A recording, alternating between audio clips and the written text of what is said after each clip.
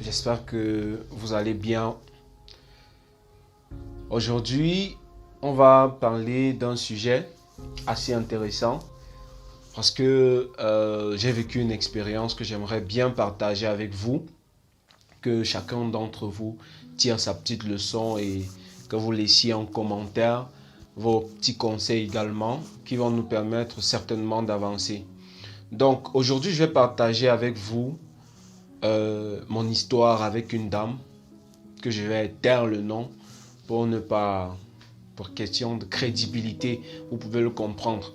Donc, il y a quelque temps de cela, j'ai aidé une dame à recruter des commerciaux pour un petit projet qu'elle avait lancé. Et il se peut, peut-être que le projet a marché. Elle a eu à rencontrer ses commerciaux, elle a fait signer quelques-uns et quelques temps après, je ne sais pas, elle s'est éclipsée.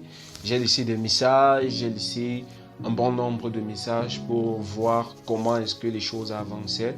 Elle faisait des posts et moi j'essayais de réagir pour voir si en réalité les gars étaient performants, histoire de m'auto-évaluer, voir si je peux recommander encore les mêmes personnes ou les personnes ayant des capacités similaires sur des activités différentes.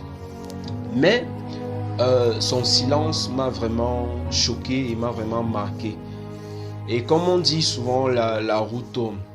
Il se peut que le projet a connu l'essor, ça a connu un succès et elle voulait rééditer l'exploit. Donc elle a encore eu besoin de mes services. Sauf que cette fois-là, elle ne pouvait plus venir elle-même pour me demander de recruter ou de l'aider à recruter les commerciaux. Donc elle a envoyé un de ses collaborateurs disant va écrire à ce monsieur, il va t'aider à trouver des commerciaux. Sauf que là, moi je suis sceptique et j'aimerais à travers cette histoire vous faire comprendre deux choses ou une chose mais qui a deux volets. La vie appartient à ces personnes-là qui savent dire merci et pardon. La vie appartient à toutes ces personnes qui savent dire merci et pardon. Écoutez les amis, il y a bon nombre de choses qu'on fait très souvent et qu'on ne se rend pas compte, ou on ne peut pas évaluer l'impact sur notre vie future. C'est pourquoi on dit très souvent que l'argent n'est pas seulement le fiduciaire, ce n'est pas seulement ce que vous pouvez toucher, mais c'est tout ce qui a de la valeur. Un contact, c'est de l'argent. Donc vous ne devrez pas négliger, vous ne deviez pas négliger vos contacts dans vos relations quotidiennes. C'est pourquoi le marketing relationnel prend vraiment de l'ampleur aujourd'hui. Travaillez votre relationnel avec votre public, avec votre communauté, avec votre entourage. Donc la dame et moi, c'est devenu un peu plus serré parce que son collaborateur m'a écrit. Mais cette fois, je fais les choses à ma manière, sans vraiment sans aucun intérêt, parce que déjà autrefois je le faisais gratuitement, comme nous le faisons d'ailleurs pour tous ceux qui demandent notre soutien ou notre accompagnement. Et là maintenant ils sont dans une position délicate vu que le temps est tellement court et c'est sur un terrain qu'ils ne maîtrisent pas.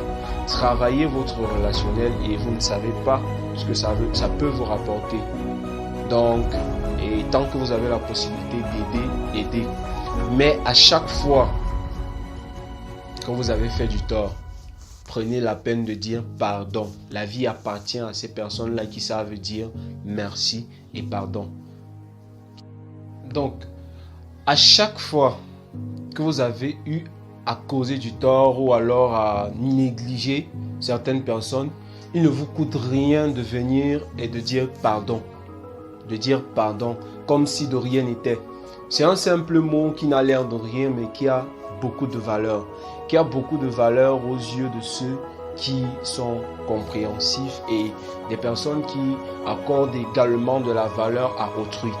Donc si à un moment vous sentez que vous avez un seul instant détérioré votre relation avec quelqu'un, il ne coûte rien de ne pas dire pardon. Allez et dites pardon, même si la relation ne peut plus être aussi soudée ou identique à celle que vous aviez autrefois. Faites-le. Faites-le sans attendre quelque chose et vous verrez le résultat sur vous et sur votre activité, sur votre mental même. Donc il faut travailler cet aspect-là.